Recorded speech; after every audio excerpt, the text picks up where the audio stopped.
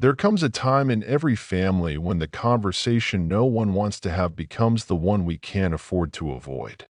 It's that silent moment when we look at an aging parent, a grandparent, or a loved one, and something deep inside us whispers that something is changing. Maybe it's the way they move a little slower than they used to, or how they forget small things more frequently.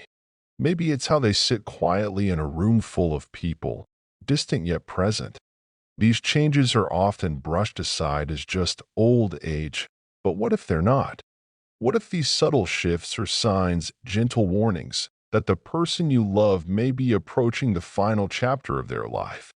As hard as it is to think about, ignoring these signs can mean missing the opportunity to show love, offer comfort, or simply be present when it matters most. This isn't about fear, it's about awareness, compassion, and preparation. You see, death doesn't always arrive in a sudden moment. Sometimes it walks in slowly, almost quietly, leaving a trail of hints along the way. And when we know what to look for, we can respond not with panic but with peace. Being aware doesn't make you morbid, it makes you mindful. It allows you to make every remaining moment count. And that is a gift, not just to the person who is nearing the end of their journey, but to yourself as well. So if you've ever wondered what it really looks like when someone is living their final year, this video is for you. We'll walk through some of the most overlooked but critical signs that the end may be closer than you think, not to scare you, but to help you see what's often hidden in plain sight. Point one of the first subtle warnings is something many families dismiss at first. Withdrawal. Not the dramatic kind where someone stops speaking or avoids everyone entirely. No, it's quieter than that. It might look like skipping a favorite TV show, staying in bed longer, or no longer calling family members just to chat. Maybe they stop joining in on conversations, or they simply smile and listen without adding much. You might find that they no longer want to go out, even when invited. The excitement for holidays, birthdays, or family dinners fades into polite disinterest. They aren't being rude. They're not angry. They're detaching, not just from social events, but slowly from life itself. Psychologists and hospice workers often note this behavior. It's not depression. It's a form of emotional release. The person is beginning to let go, perhaps even subconsciously. They're turning their focus inward, preparing emotionally in ways that their body and mind instinctively understand, even if they don't say it out loud. Closely tied to this is a change in sleeping habits. You may notice that your loved one is sleeping more during the day or becoming unusually drowsy, even after a full night's rest. While older adults often need more rest, this excessive fatigue may point to something more profound. The body, when it begins to wind down, conserves energy. It no longer functions with the same vitality or need for stimulation. Think of it like a candle that burns brightest just before it flickers out, only in this case, it dims slowly, subtly. Some people begin to nap multiple times a day, fall asleep during conversations, or seem disoriented when they wake. They're not lazy. Their body is sending them, and us, a signal. It's saying, I'm tired, deeply tired. And it's crucial that we don't overlook this. Another sign that often slips under the radar is a noticeable change in appetite. We usually associate eating with health and vitality, and when someone we love stops eating, it can feel jarring. But many people in their final year begin to lose interest in food, not because they don't enjoy it, but because their body no longer needs or desires it the same way. Meals become smaller. Portions are pushed away. Favorites no longer appeal to them. Sometimes, even drinking water becomes difficult. It's easy to assume it's just a passing illness or digestive issue. But more often, it's the body's way of signaling that it's entering a different phase, one where survival is no longer its top priority.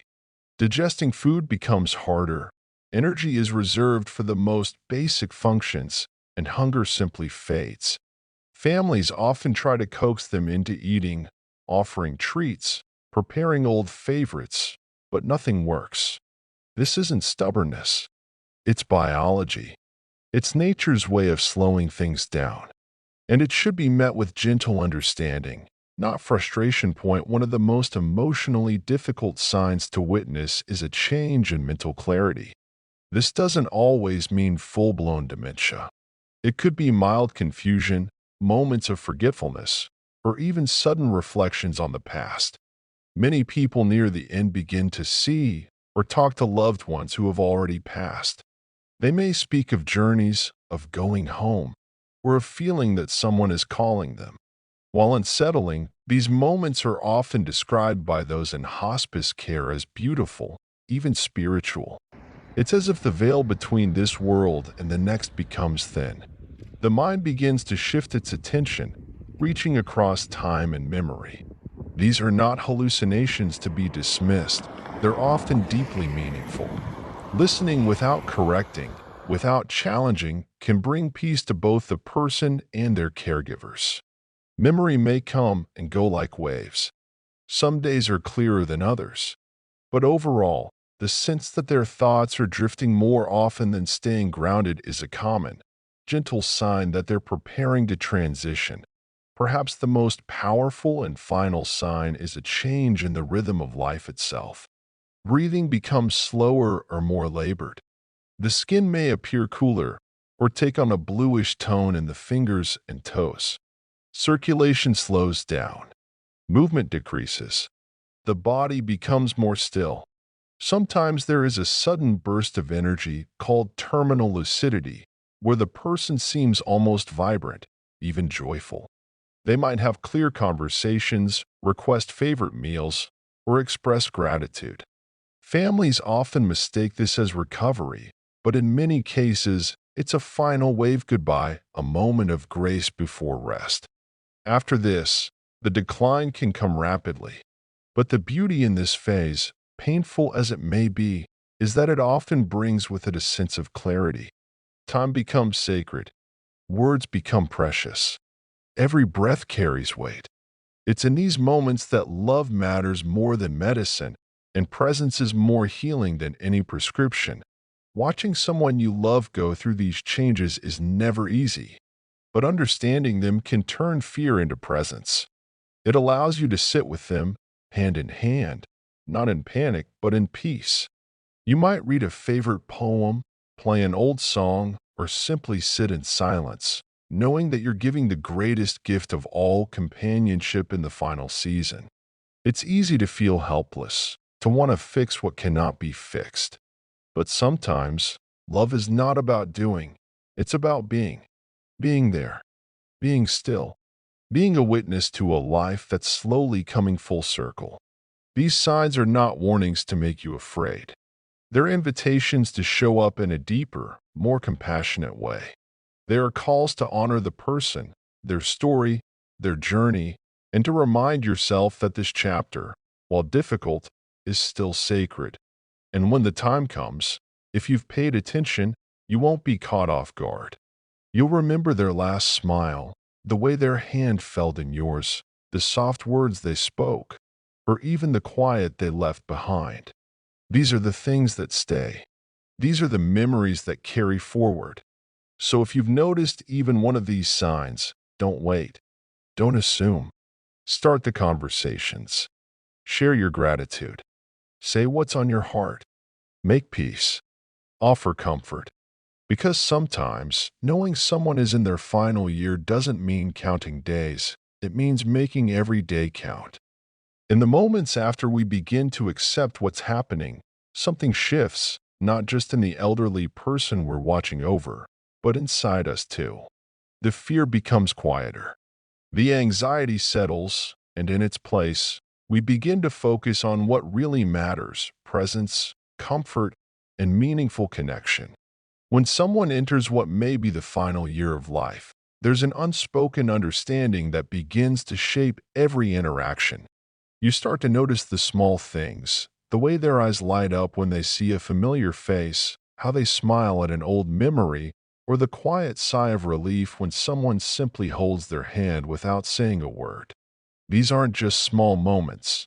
They become sacred rituals of care. As the days go on, one of the more subtle but telling shifts is in their awareness of time. Some elderly individuals start to speak about time differently.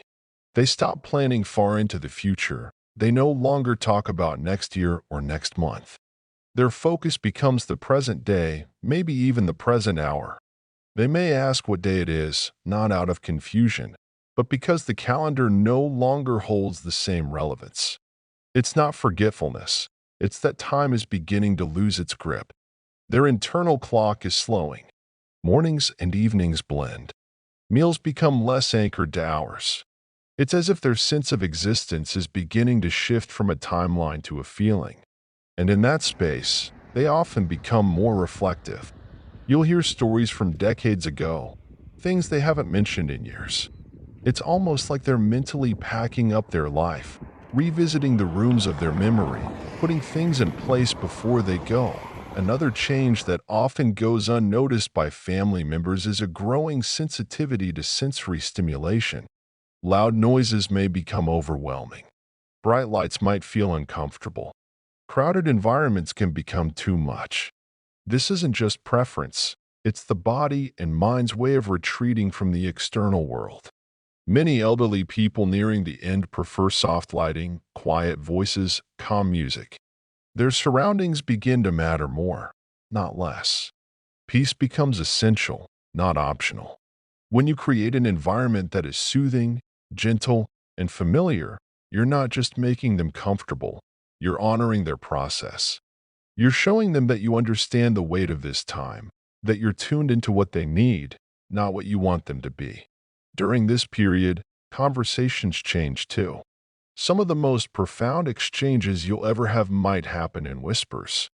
It's in these gentle talks where they share what they regret, what they're proud of, and who they still carry in their hearts. It's where forgiveness is asked for, even if decades have passed. It's where people express fears they never shared and hopes they never voiced. Some will want to talk about what comes next, others won't. But when they do speak, listen, really listen. These are the words they've saved. These are the final truths of a life fully lived, or sometimes, a life full of unanswered questions. Holding space for those words without judgment or trying to fix anything is one of the most profound gifts you can offer. You may also notice physical behaviors that speak louder than words. For instance, some people begin to reach out their arms for no apparent reason.